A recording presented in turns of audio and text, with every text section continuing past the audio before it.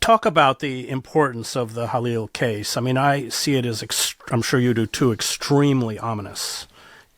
It's ominous and for all of us. You know, they're using immigration laws now to come after protesters or people who are voicing views that are critical of the Trump administration who are not U.S. citizens. They'll come next for us, the U.S. citizens, with the criminal law.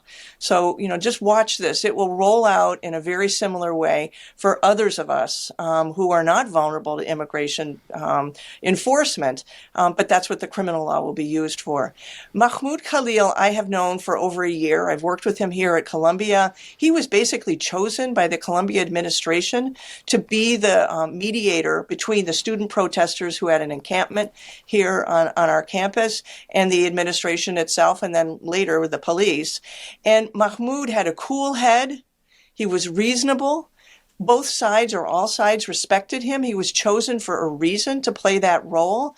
And Columbia trusted him. They relied on him to communicate back and forth with those protesters.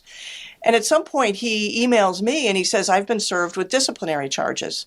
And I said, what for? And he said, for Instagram posts that I did not make and an account I have no control over.